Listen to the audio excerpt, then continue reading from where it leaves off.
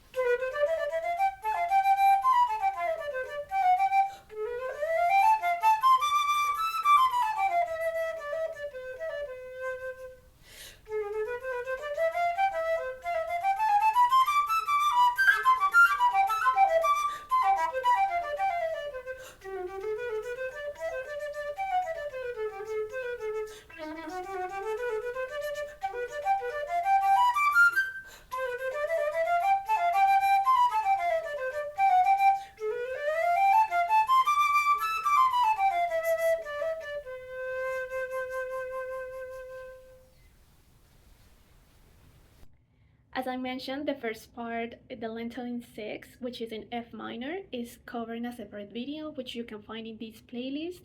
But if you need easier access to it, I have also added the link into the description box. Okay, let's make sure that we are playing the right notes. This etude moves between the keys of F minor and C major, and it is very important to be comfortable in both keys.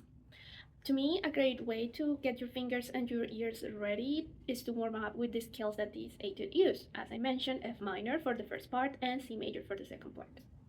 If you already have a warm-up routine from your teacher, that's great, congrats. But if you don't, I recommend using the scale pattern from the 17 daily exercises by Tafanel and Gabert.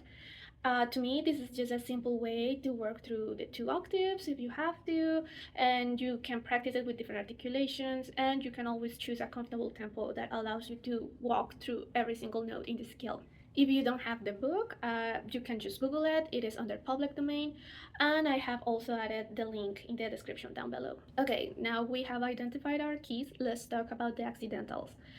Even though the second section is written in C major, there are several important accidentals that kind of sneak in throughout.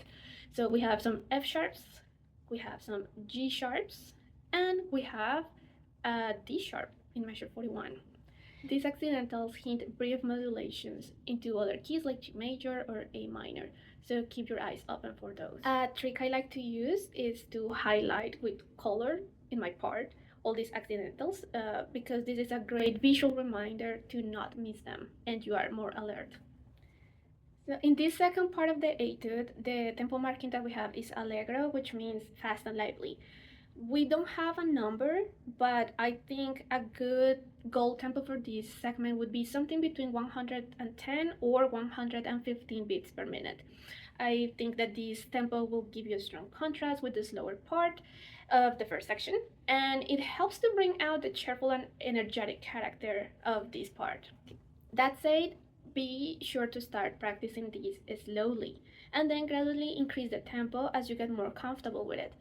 I think you could start something around 70 beats per minute or even slower if you need to, and work your way up from there.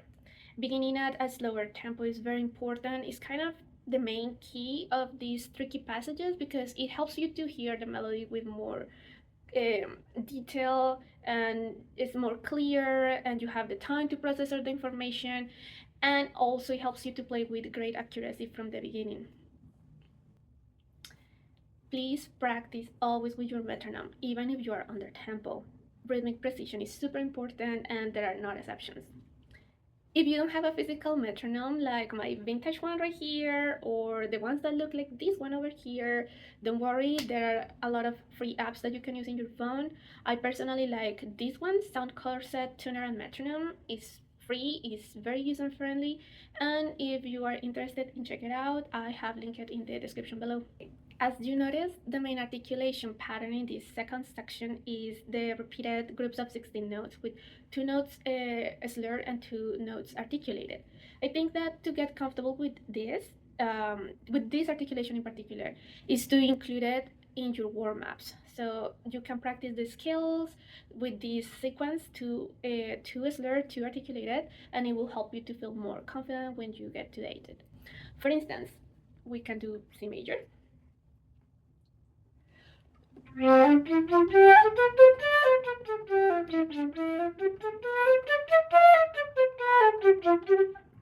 so on. Now let's talk about the accents. Accents are about to give the note more emphasis. So one tip that you could use is to give the note a little bit of vibrato that can help it to stand out even more. Another tip, make sure that the notes are separated so you allow them to resonate in between.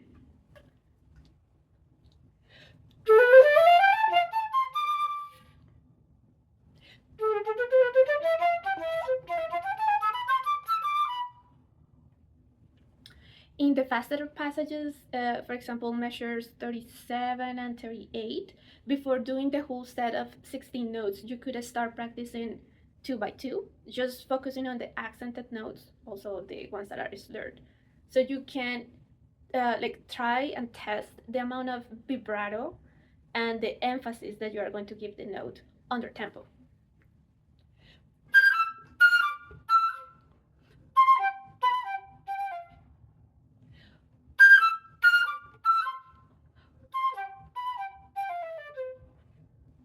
One of the things that makes this piece very expressive is the dynamic contrast.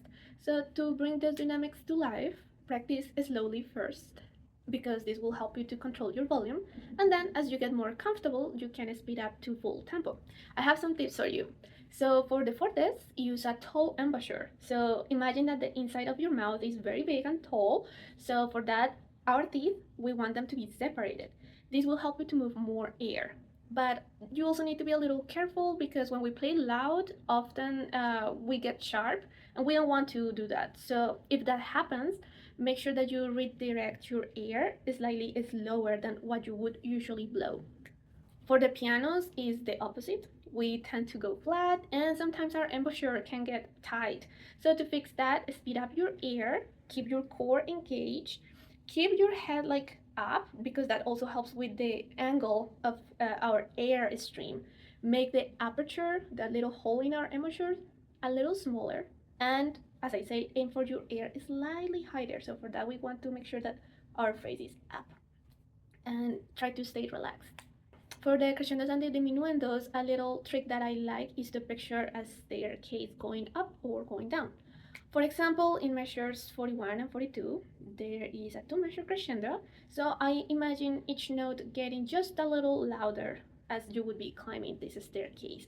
So as I said, I'm kind of a visual learner, so for me it's very important to mark down under the different volume for these notes as I did in this example over here.